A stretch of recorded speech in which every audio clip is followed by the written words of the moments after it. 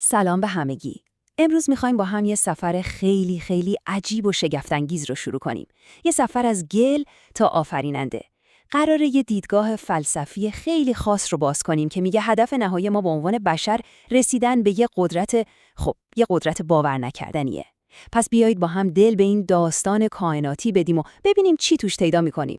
خب، بذارید با یه سوال بزرگ شروع کنیم. یه سوال که شاید ذهنتون رو درگیر کنه. فکرشو بکنید، چی میشد اگه کل تاریخ بشر، یعنی همه جنگ‌ها، همه اختراعات، همه پیشرفت‌ها، همشون فقط یه دوره آموزشی خیلی طولانی بودن؟ یه دوره آموزشی برای یه نقش نهایی، نقش آفریننده. این ایده اصلیه و فوق‌العاده جسارتمندیه که امروز می‌خوایم با هم کالبد شکافیش کنیم. خب، داستان ما از کجا شروع میشه؟ از همون اول، یعنی حتی قبل از اینکه انسانی وجود داشته باشه. یه جهانی رو تصور کنید که مثل یه ساعت سوئیسی دقیق کار میکنه. همه چیزش بر اساس قوانین بی‌طرف و مطلقه. این نظم کاهنی در واقع اون صحنه‌ایه که کل پروژه انسان قرار روش اجرا بشه. نکته جالب و کلیدی ماجرا اینجاست. توی این دیدگاه الرحمن یه موجود یا شخص نیست، بلکه یه جور قانون اساسی برای کل کیهانه. فکر کنید مثل یه سیستم عامل جهانیه که تضمین میکنه همه چیز از بزرگترین کهکشان‌ها تا کوچکترین ذرات بر اساس منطق و نظم کار کنه. این سیستم صحنه رو برای اتفاق بزرگ بعدی آماده میکنه. بسیار خوب. این سیستم کیهانی یه ساختار مدیریتی خیلی دقیق هم داره. ببینید در بالاترین سطح منبع نهایی قرار داره. درست زیر اون الرحمن هست، همون قانون جهانی که گفتیم. اجرای این قانون به عهده عرش یا همون سیستم اداری کیهانه و مدیر اجرایی کل این سیستم کیه؟ جبرائیل. حالا با این تشکیلات همه چیز برای شروع پروژه بزرگ بعدی آماده است. خب، حالا که صحنه کیهانی آماده شده، نورافکن‌ها میچرخن به سمت پروژه اصلی، ساختن کالبد فیزیکی انسان. اما اینجا یه نکته خیلی مهم هست. این یه خلقت بشو پس بشود نبود، نه اصلاً، بلکه یه فرایند مهندسی فوق‌العاده طولانی و دقیق بود.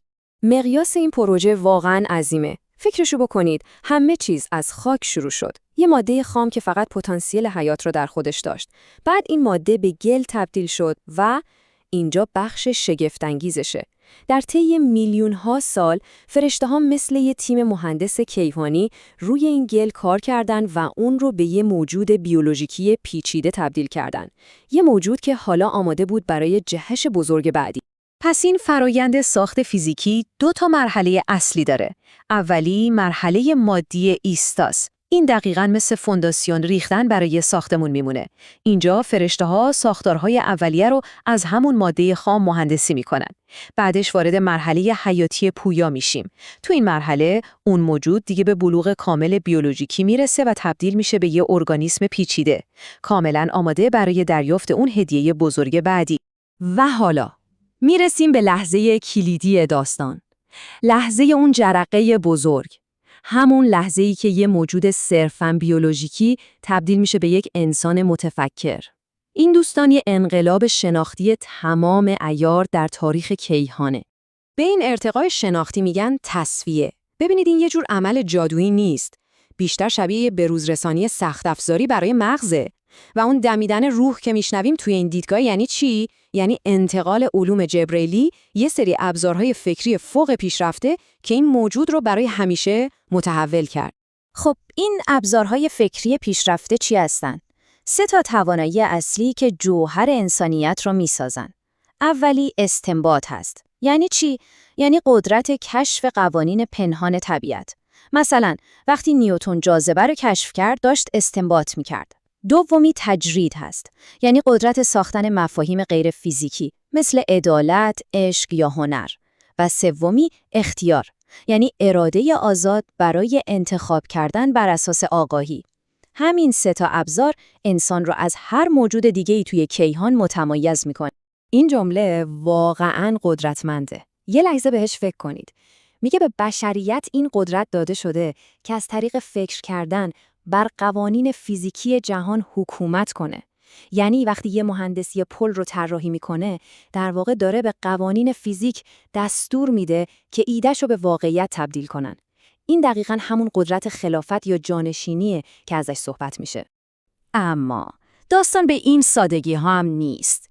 درست بعد از این ارتقای بزرگ، اولین چالش سر و کلش پیدا شد. یه جور آزمون استرس یا یه استرس تست حیاتی برای پروژه انسان. و این آزمون 2 واکنش کاملا متفاوت رو به دنبال داشت. و تفاوت این 2 اعتراض، نکته کلیدی ماجراست. اعتراض فرشته‌ها یه سوال فنی بود، بر اساس داده‌های قبلی.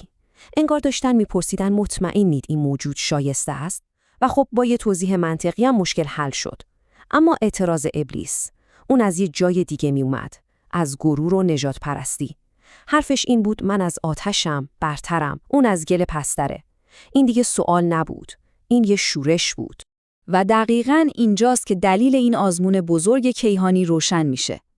ابلیس مهلت خواست برای چی؟ برای اینکه ثابت کنه انسان با همه اون پیشرفت فکری و سخت ابزار خفنش از درون ضعیفه.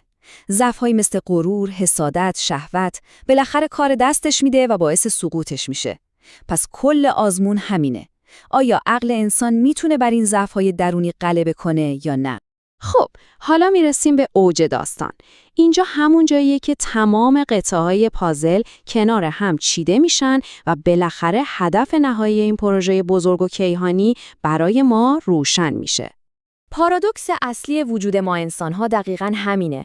از یه طرف از نظر فیزیکی یه موجود شکننده و آسیب‌پذیریم، ولی از طرف دیگه از نظر فکری یه قدرت تقریباً بی‌نهایت داریم. کل چالش زندگی ما هم همینه، اینکه یاد بگیریم از اون قدرت ذهن استفاده کنیم تا بر ضعف‌های جسم و درونمون غلبه کنیم. و این در واقع نقشه راه تعالی انسانه. قدم اول، با استفاده از خرد بر ضعف‌هات غلبه کن. قدم دوم، به قدرتی معادل قدرت فرشته‌ها برس. قدم سوم، سیستم کیهانی رو بشناس. و قدم چهارم و نهایی، به یقین کامل درباره منبع نهایی برس. این همون سفر تکامله که هر کدوم از ما بهش دعوت شدیم. و اینجاست که برمیگردیم به همون سوال اول. پاداش نهایی برای کسانی که این آزمون کیهانی رو با موفقیت پشت سر میذارن چیزی کمتر از تبدیل شدن به یک خالق نیست. بله، به اونها این اختیار داده میشه که یه جهان کاملا جدید رو خلق کنن و بر اون نظارت داشته باشن. و اینجوریه که چرخ کامل میشه. سفر از گل تا آفریننده. و در نهایت کل این دیدگاه یه سوال اساسی رو برای تک تک ما باقی میذاره. اگه این خرد همون کد حاکمیت بر کیهانه، پس من و شما امروز داریم با این خرد چی میسازیم؟ این همون سوالیه که این فلسفه جلوی ما میذاره و ازمون میخواد که عمیقاً بهش فکر کنیم.